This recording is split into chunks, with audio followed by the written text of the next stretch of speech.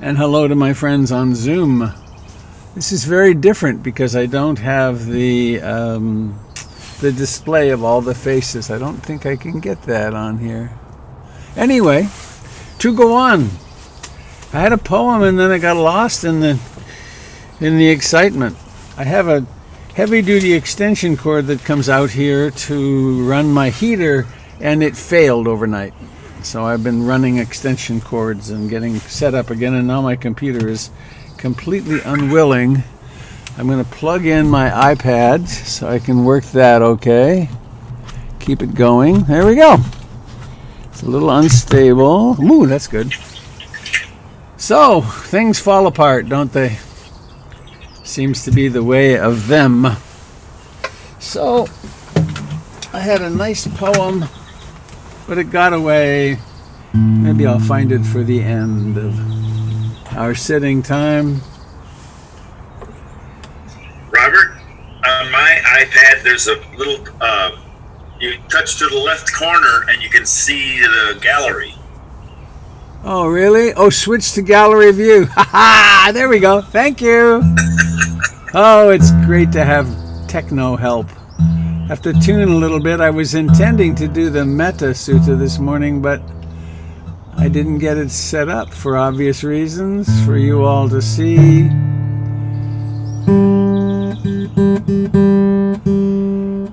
Guitar comes from the warm house to the cold tent. It's out of tune.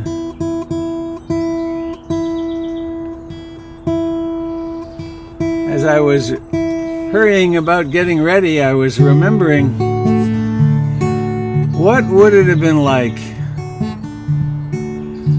What would I have been like 5 years ago or 10 years ago with a technical malfunction? Very anxious. Not so today. I guess I've lived through some more challenging things than having a broadcast fail. I take refuge in the Buddha, the one who shows me the way in this life. Namo Buddhaya, Namo Buddhaya, Namo Buddhaya.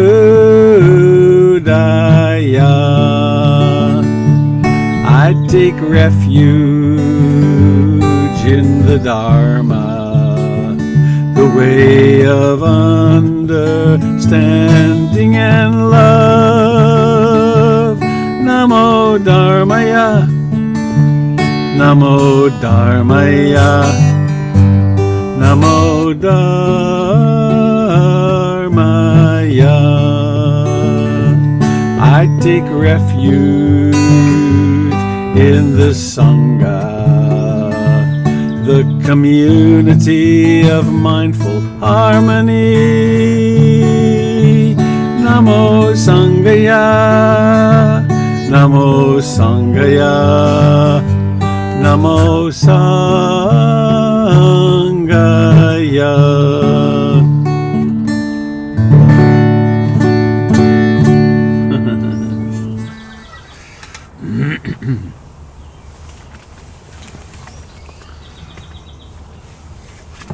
I just had a memory of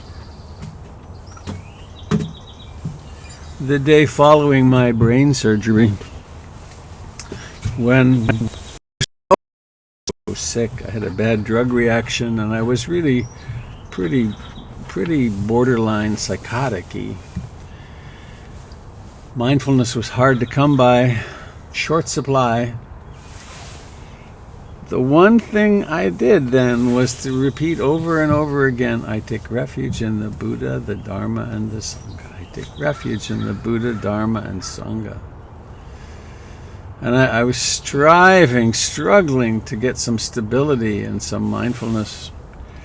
But of course, the very medications they had used to eliminate consciousness for the 6-hour surgery were still in there.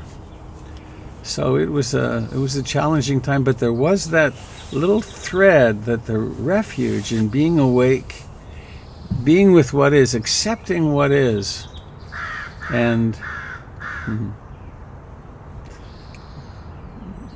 remembering that we do this practice that we do in the company of friends and crows. Can you hear the crow this morning? Yeah. So,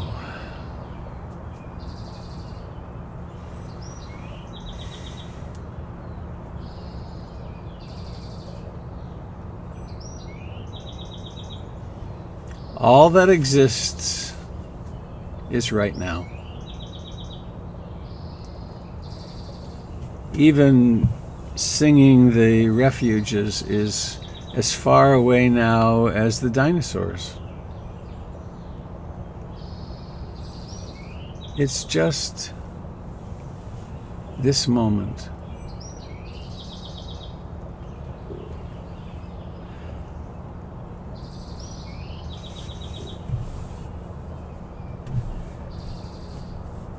So if the past is a class of thoughts, and the future is a class of thoughts,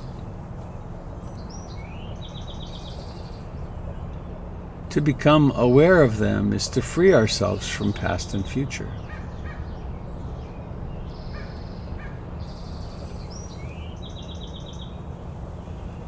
So please, dear friends,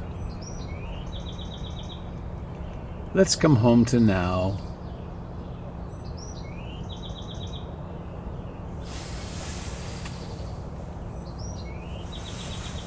Come home to the living, breathing reality of this moment.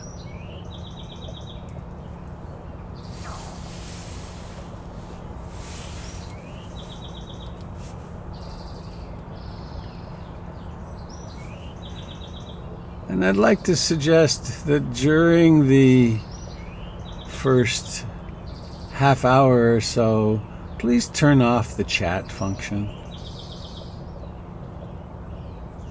There's nothing to communicate. There's nobody there.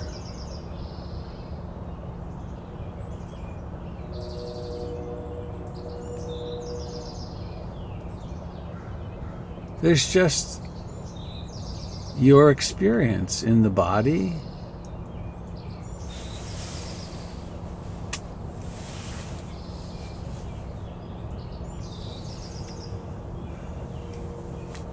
in the emotional realm,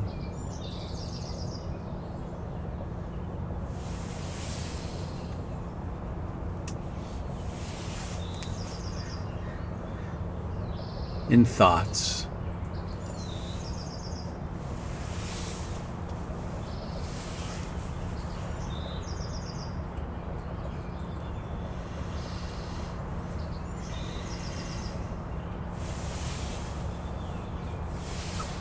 And what if it's really true that in this moment there is nothing to achieve?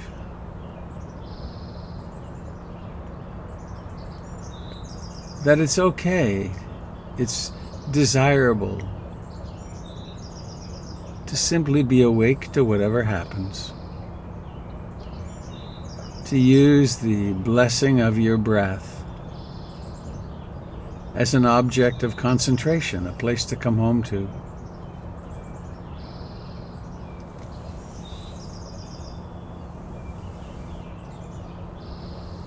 And just rest here.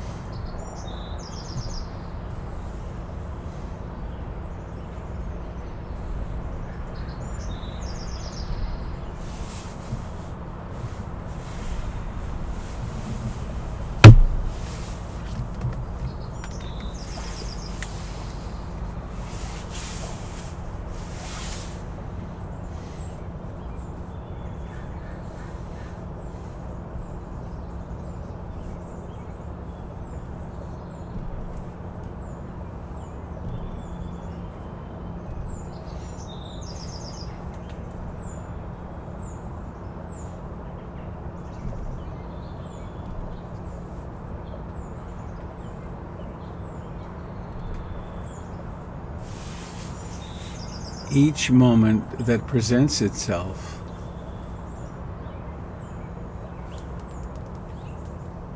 is completely new.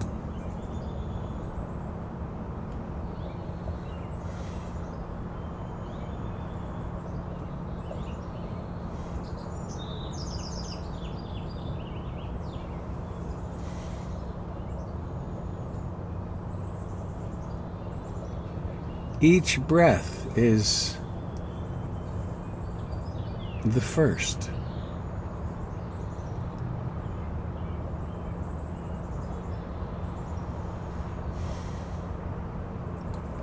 From the point of view of the present moment,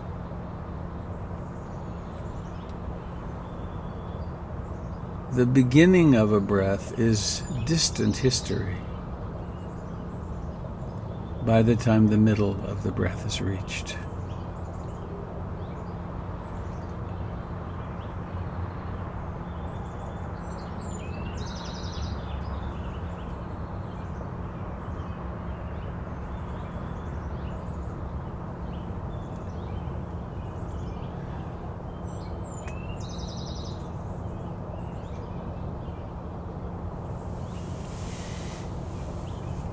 Approaching the experience of this moment with love and compassion.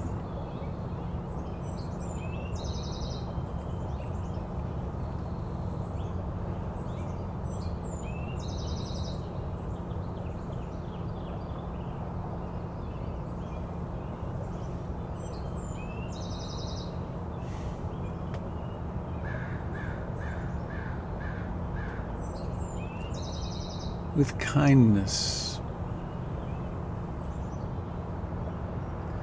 with truthfulness, what's really happening right now?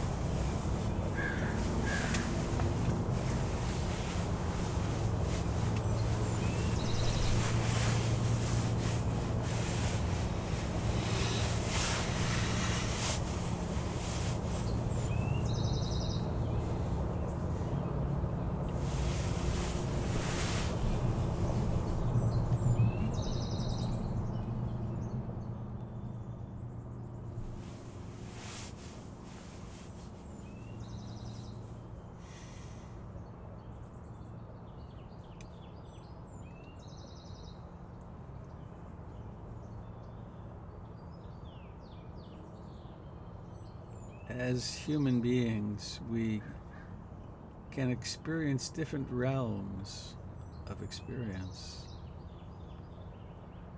The realm of the body, temperature, pressure, movement.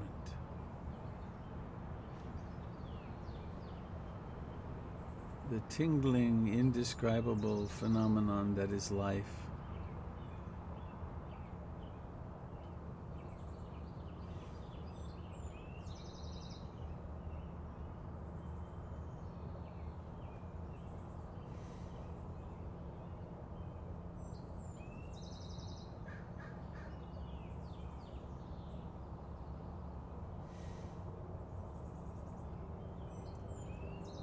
The realm of liking and disliking.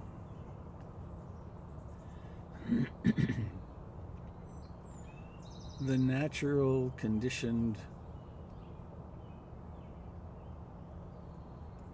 Vedana or valence, pulled toward pleasure, pushed from pain.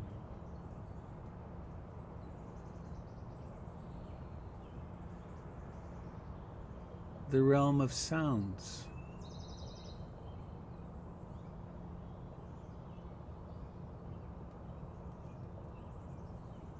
Sounds, hearing,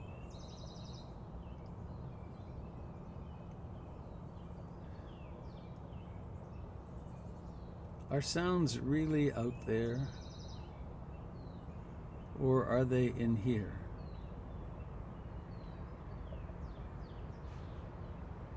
In the same place that everything else is experienced.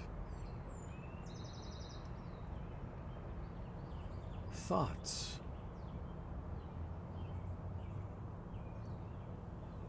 Opinions, memories, stories.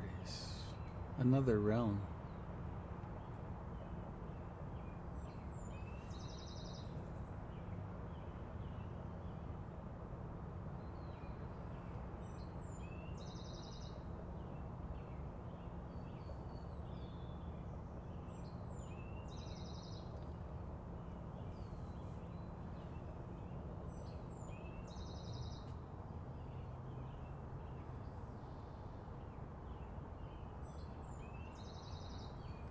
The realm of mental factors like mindfulness, curiosity, persistence, joy, concentration, tranquility, equanimity.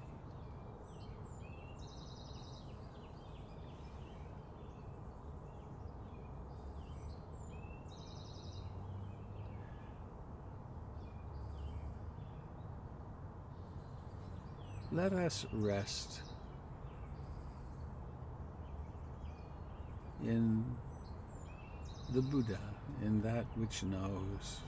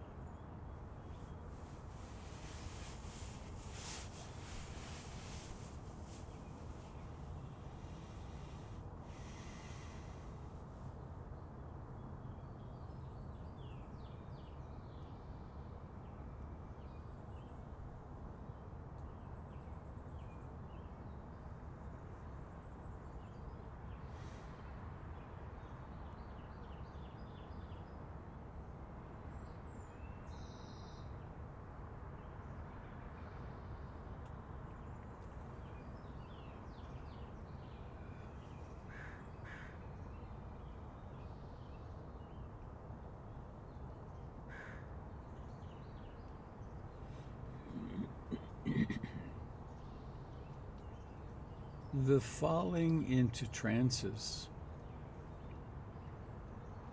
past, future,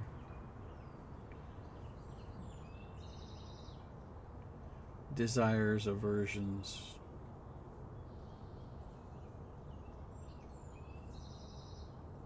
the wandering mind is as natural as any natural phenomena, as natural as snow or the change of seasons.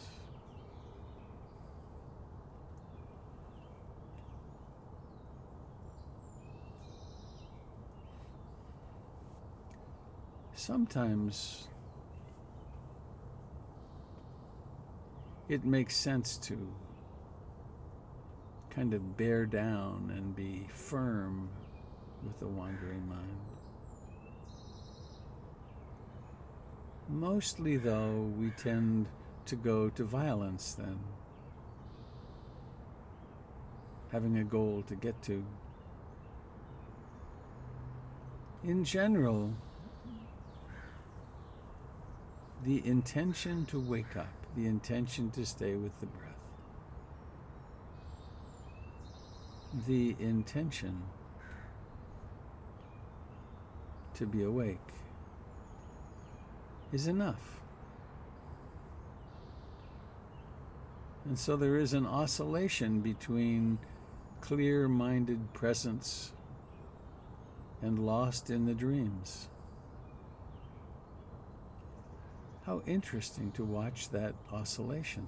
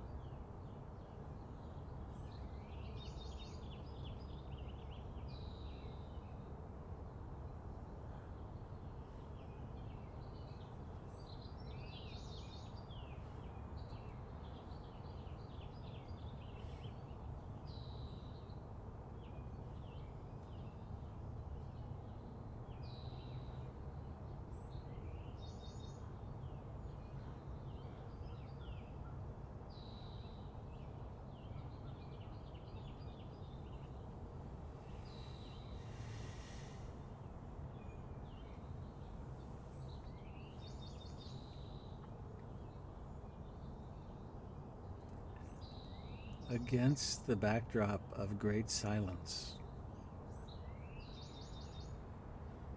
of that which is awake and aware, the world presents itself.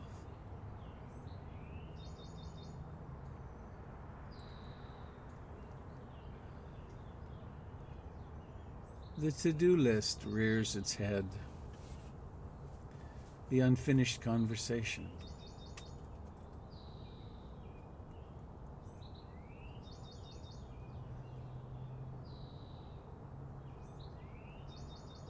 Letting it all come into being and go out of being.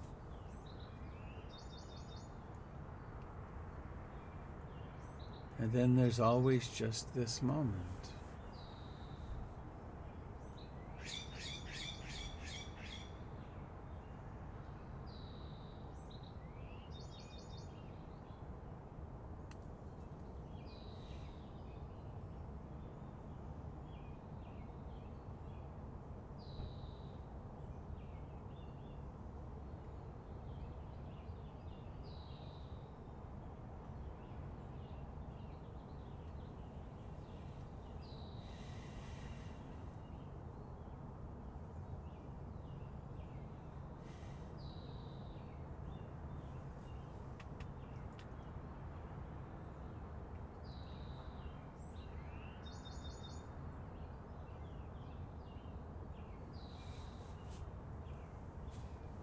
There's an ancient image of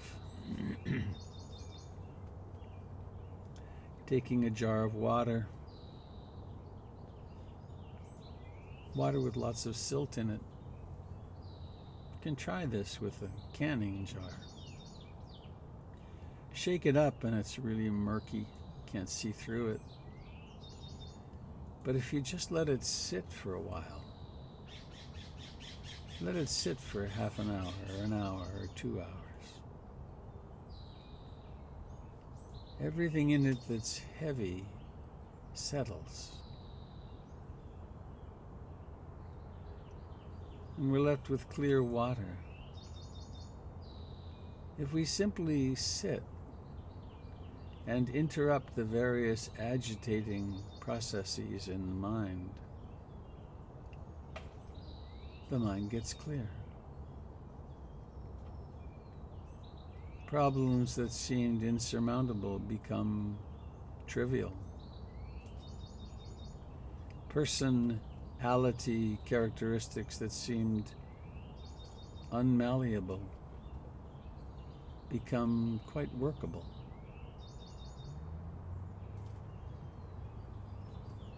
So we practice coming into now, right here, breathing.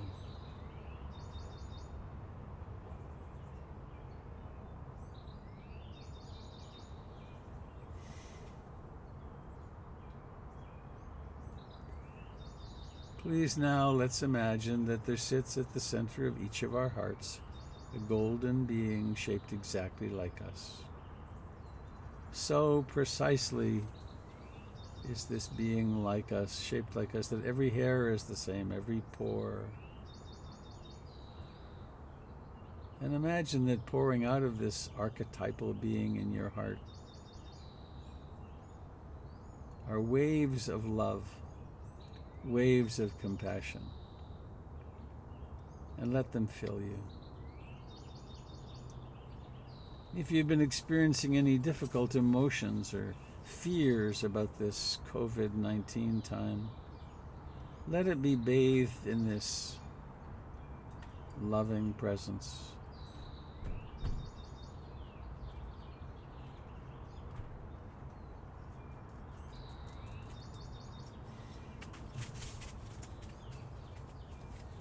If you're experiencing any distress in your body, any sickness, let that be bathed in this beautiful wish for your well-being.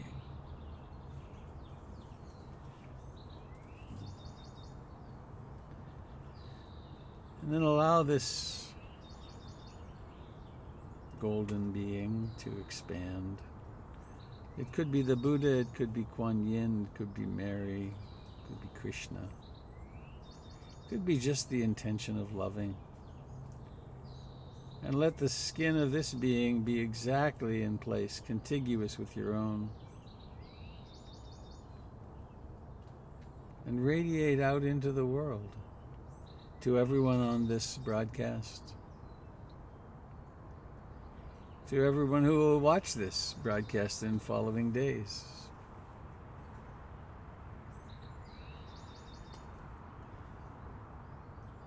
To the people around where you are right now, maybe the people in the same dwelling. To the animals, the pets. let your body become a radiator of love and compassion. To the north, to the south, to the east and the west. May all beings be touched by this love.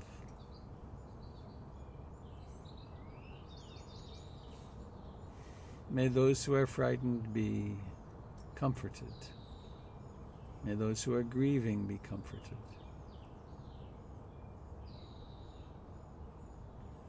May those confronted with difficult decisions be comforted.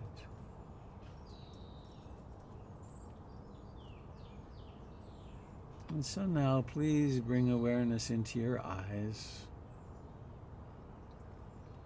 And then when you're ready, notice that opening the eyes is really a complex procedure.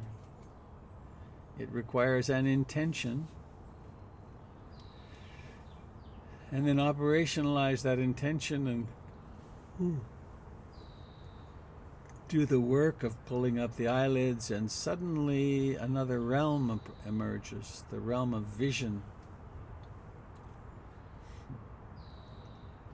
When I say the word realm, I remember Ruth Denison. She always said it, realm, the realm.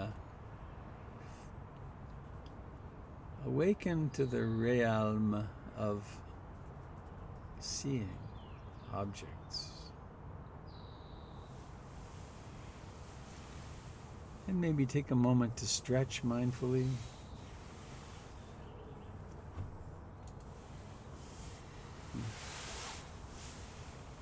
It's colder out here without my heater. Significantly colder. This poem was sent to me by one of our community members here. It's called Small Kindnesses by Danusha Lamaris. I have been thinking about the way when you walk down a crowded aisle, people pull in their legs to let you by. Or how strangers still say bless you when someone sneezes, a leftover from the bubonic plague. Don't die, we are saying. And sometimes when you spill lemons from your grocery bag, someone else will help you pick them up. Mostly, we don't want to harm each other. We want to be handed our cup of coffee hot, and to say thank you to the person handing it. To smile at them and for them to smile back. For the waitress to call us honey when she sets down the bowl of clam chowder, and for the driver in the red pickup truck to let us pass. We have so little of each other now. Ooh.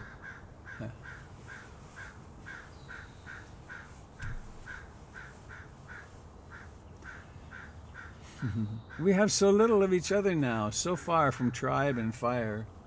Only these brief moments of exchange. What if they are the true dwelling of the holy, these fleeting temples we make together when we say, here, have my seat. Go ahead, you first. I like your hat. Small kindnesses. I've been thinking about the way when you walk down a crowded aisle, people pull in their legs or let you by. Or how strangers still say, bless you, when someone sneezes, a leftover from the bubonic plague. Don't die, we are saying, and sometimes when you spill lemons from your grocery bag, someone else will help you pick them up. Mostly we don't want to harm each other. We want to be handed our cup of coffee hot, and to say thank you to the person handing it, to smile at them and for them to smile back. For the waitress to call us honey when she sets down the bowl of clam chowder, and for the driver in the red pickup truck to let us pass. We have so little of each other now, so far from tribe and fire. Only these brief moments of exchange.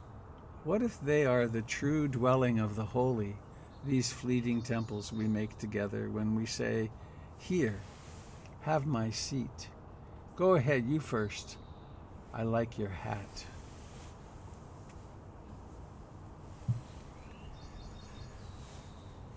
This is the time for us to pull on our bodhisattva ideals, to realize that we are the center of the world. Each of us is the center of our world. And the choices that we make to be kind, gentle, loving are very important. That this is a time, this COVID-19 time, is a time that we will look back on because it will end. We don't know when, but we know it will end. And how much more loving did I become? How did I cope with that freaked out part of myself, and how kind, how loving, how patient was I with my partner or friend? So each day we can make this aspiration. I aspire to accept each moment with love and compassion. And with that we shape our own destiny and we shape the world.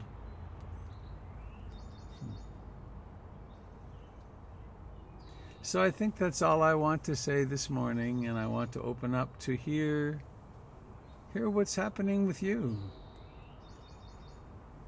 If you have any questions as well. What are the obstacles to being content in this, I don't know, umpteenth day of being socially isolated? What are the joys you're finding?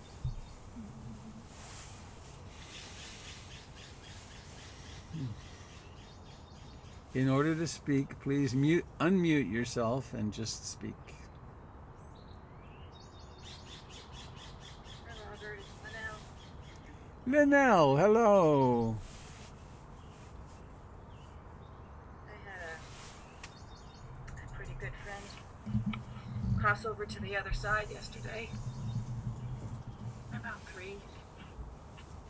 And for a few days I was chanting the Heart Sutta about Gate, Gate, Pradagate, Pradasamgate, Bodhisvoha.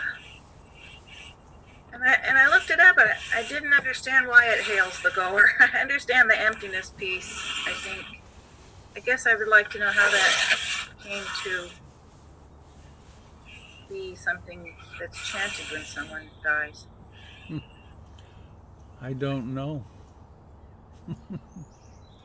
I know I've chanted it in groups for 30 years when people leave the retreat early. And I always describe the translation as gone, gone, gone beyond the beyond, hail the goer. Or gone, gone, gone beyond going, hail the goer. Which has got a non-dual sort of slice to it. I can see how sad you are. This is a big one.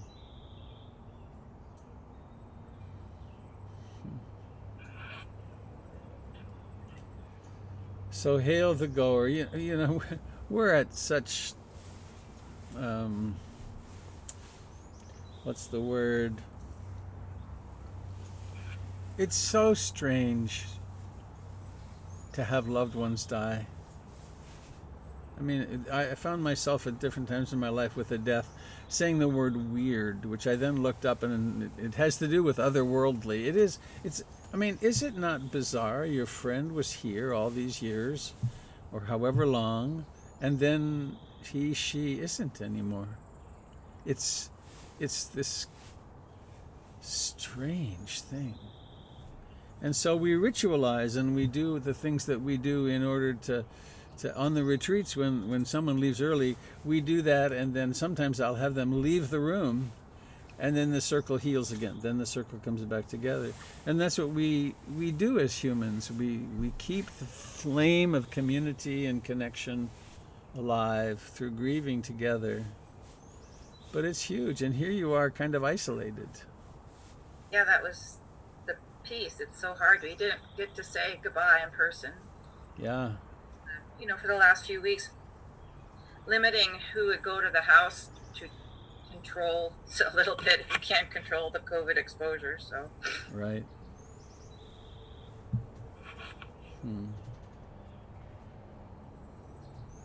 But I know that there's so many people out there who are completely dying alone, and they don't even get to hold a loved one's hand. This was much better than that situation. I read a very nice,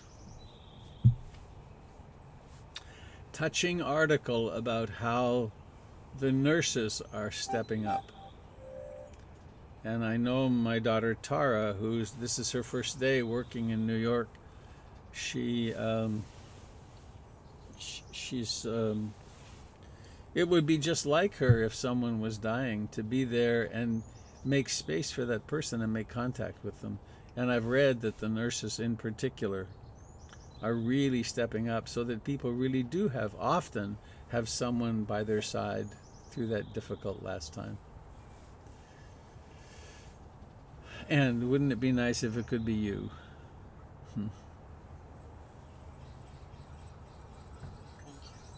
Thank you. Thanks for sharing that vulnerable truth.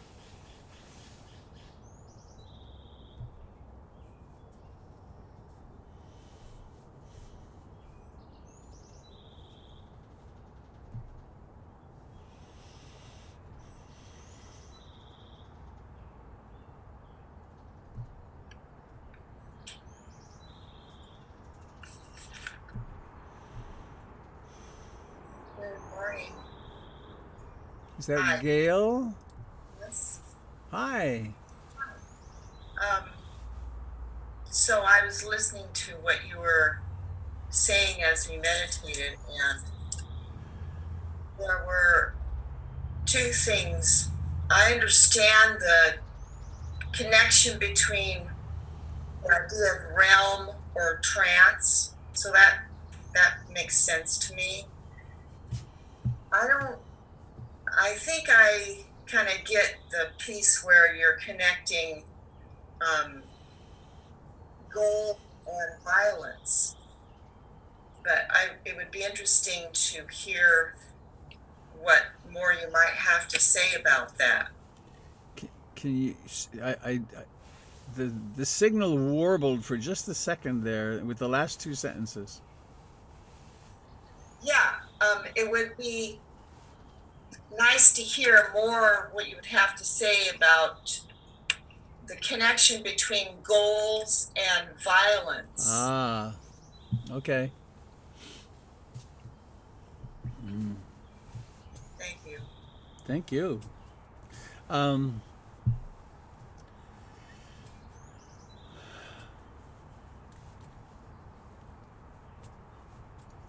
Goals have to do with,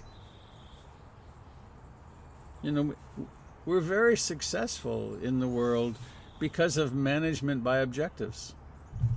We create a goal state, and then we arrange ourselves and gather resources and plan and create contingency plans, and then we move toward our goals. And that's a very important, crucial part of our being. And in that, there's I am here, and I am making this intention, and I'm going to have this happen. There's another pole in which we relinquish the I, and we soften back into the present moment and simply relax, and there is no goal other than being in this moment and taking refuge in the Buddha. So there's a resting back into just accepting everything exactly as it is. And the more I experience that, the more that is experienced in this that I take to be me, the slightest impulse to change anything is a tension. And that tension is dukkha. And so in our meditation time, at least in my meditation time, my intention is to do less and less and less. That, in fact, at this point, I rarely use my breath even. I'll use that if there's a lot of agitation. But often the mind is just quiet, and then there's just abiding in the present and choicelessly being aware of whatever happens. Is that making sense as a dichotomy?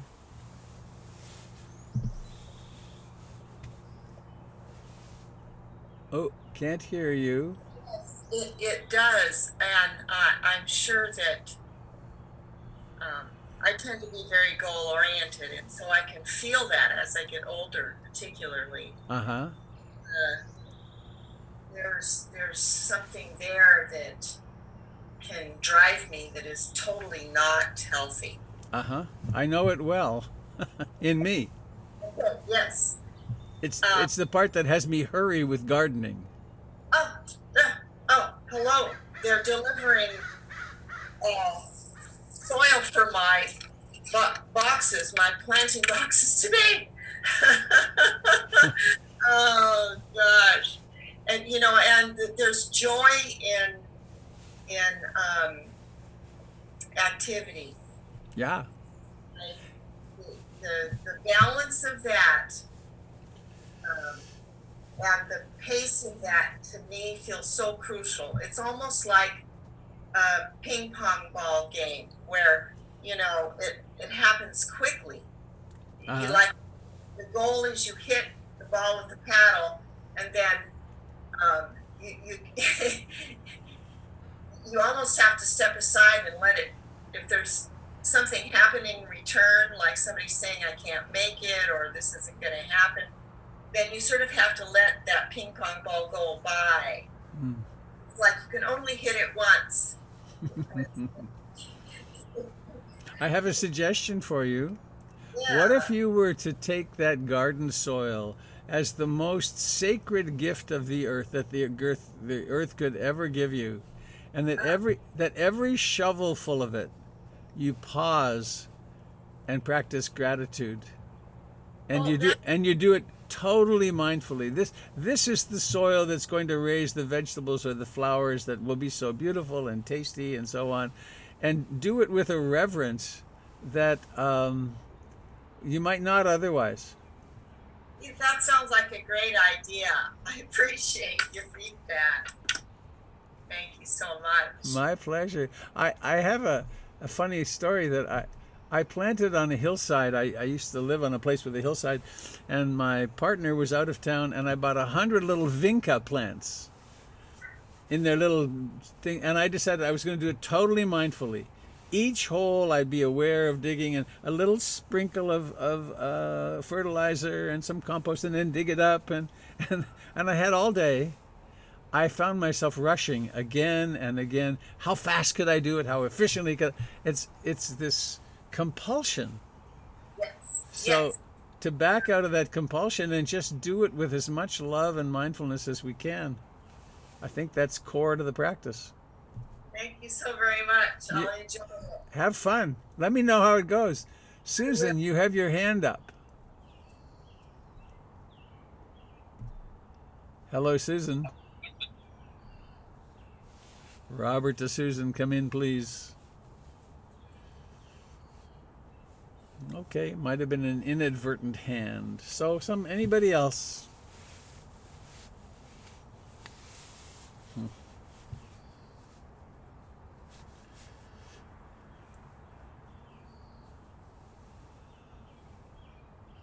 Well, maybe it was my hand, but it wasn't intentional. This is Susan. Hi. Hi. Hi. I was just moving around. The Heart Sutra. Would you chant that for us? Not right now. Okay. All right. It's long. Okay. Thank you for the question, though.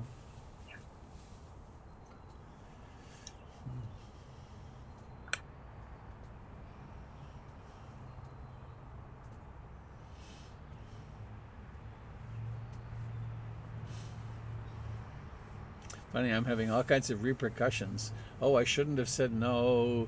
That was rude, Robert. The human mind is so weird.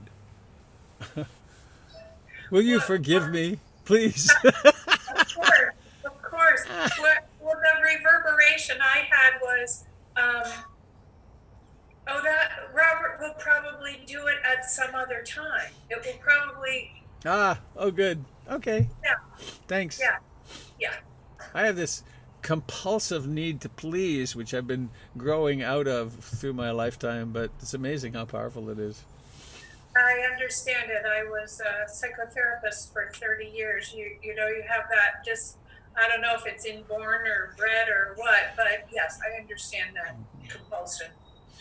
I had my chart done by a disembodied famous person from Chicago one time, and I gave her my birth date, my location, and time. And she started, when we started, the first thing she said was, "How old do you think you were, Robert, before you started taking responsibility for your mother?" And I said, "Oh, maybe a year." And she said, "No, no, no, think 15 minutes." Right? Yes. It turned into some good stuff, though. You know, we take Does. if It does. we can heal our wound enough and become aware of it, that becomes the gift we have for the world. Yeah, Exactly. Yeah. Thank you. I love that. That's a peony up behind you, isn't it? It's gorgeous. Isn't it beautiful? It's My stunning. husband's niece is an artist, Ah, and she's a professional artist. Yeah. it's really gorgeous. Hmm. Such beauty you get to live in. Lovely. Oh, very fortunate. Very, very fortunate. So Right. thanks for your request. Anybody else? How we doing for time? Oh my goodness.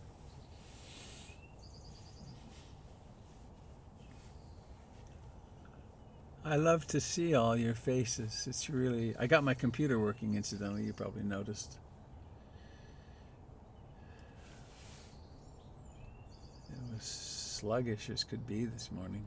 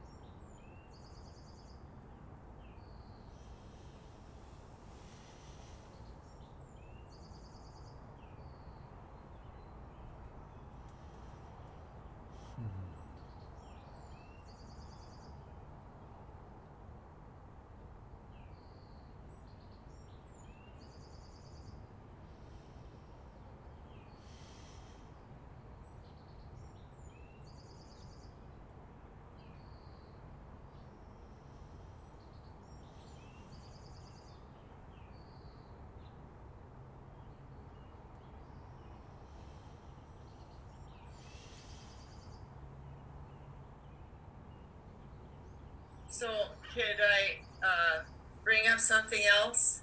Sure. Okay. Um,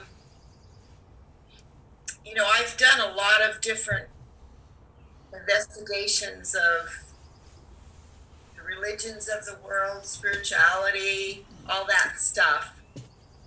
And I've had experiences where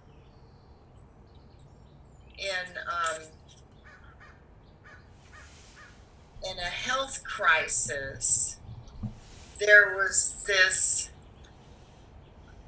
sort of sensation of power greater than myself inside.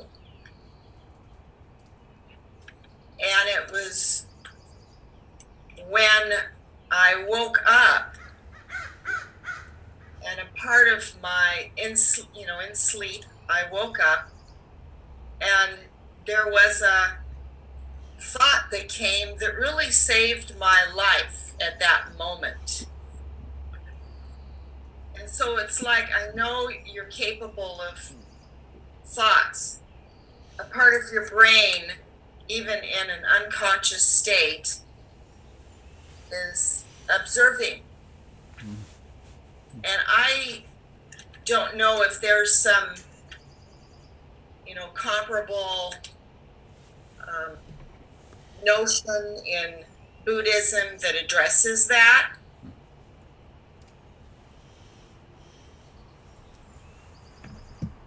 Do you kind of get what I'm talking about? I most certainly do. And Okay. these phenomena that happen, well, every phenomenon actually, but phenomena like that, people report being completely conscious during surgery, that they know something, they can report back the conversations that occurred, and they were, their brain functioning had stopped, or their heart had stopped, or so this miracle of consciousness is we simply do not understand. And you said some part of the brain was conscious. I have no idea if this is true, but I don't think consciousness begins in the brain. I think the brain is a tuning device. I think consciousness pre-exists all of this matter. And I don't know that. But here's my little dog. Hi, Budo. But yes, such mysterious things.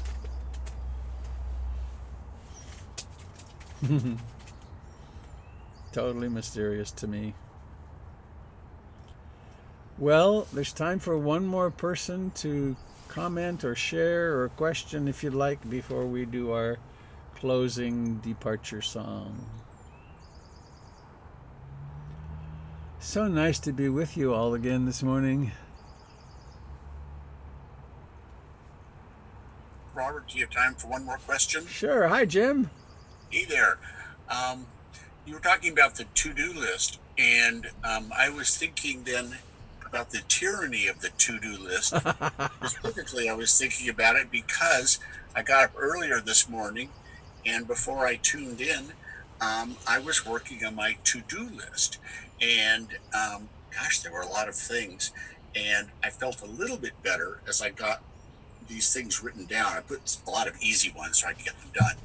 But then I realized I was feeling kind of a tension on old to-do lists. It's sort of a notebook. And so I looked back at the old to-do lists, and there were a number of things on the to-do list I had forgotten to do. And I think that was sort of causing me some anxiety or something like that there were things I needed to be doing that I didn't know what they were. And then I sort of put them all next to my to-do list. And then I felt better that now I could not do the things that I wasn't going to do without worrying that I've forgotten what I wasn't going to do. If that makes any sense. Sort of, yeah.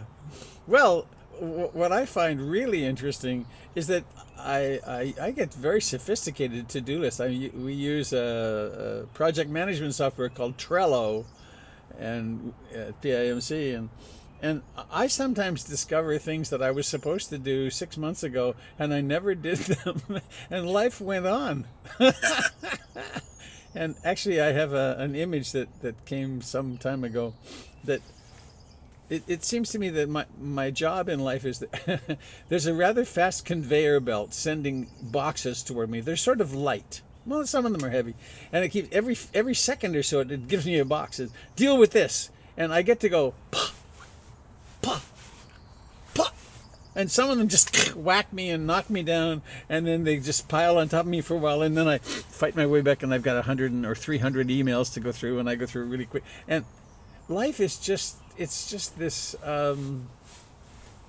I don't know, it's a tachistoscopic presentation of responsibility and doing my best. But there's so much stuff that all I can do is the triage, actually.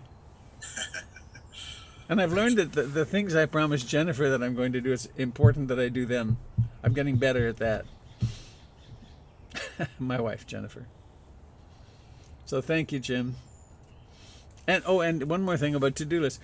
When you come to sit, let it go completely. on occasion, something will come up that's important that I've forgotten, and I will actually use my phone and say to it, Siri, remind me to do this, and put it down again.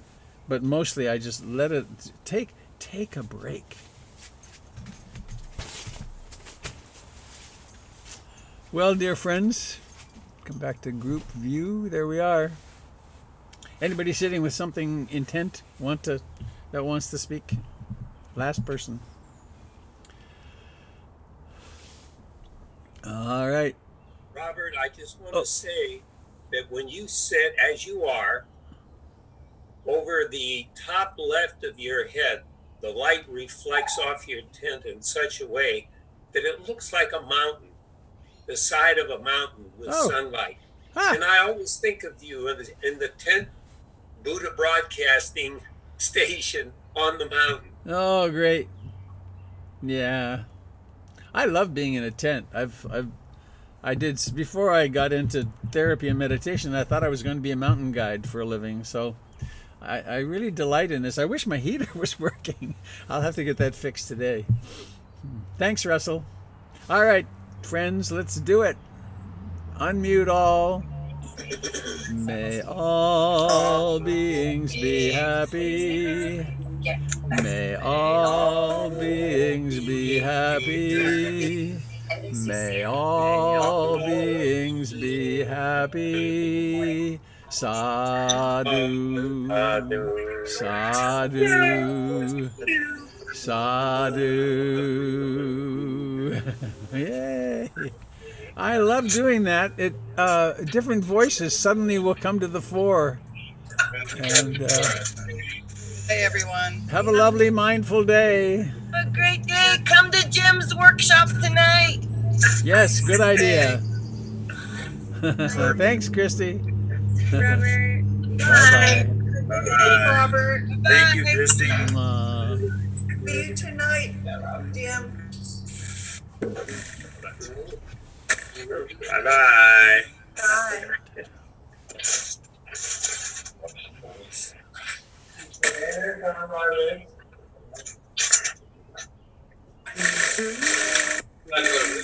Here we go. Bye-bye.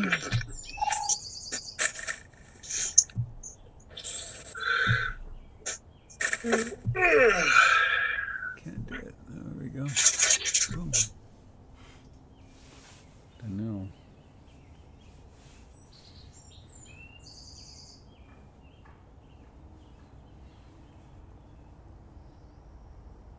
Oh, shoot.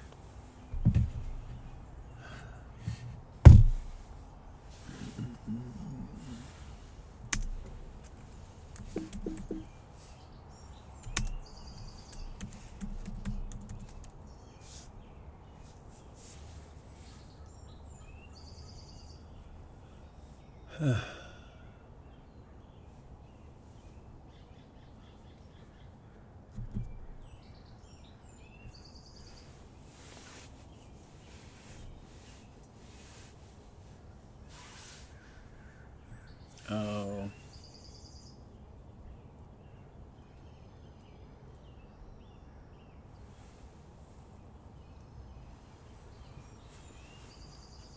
Oh. Sorry, friends. Forgot about that broadcast. Thanks for being with us this morning.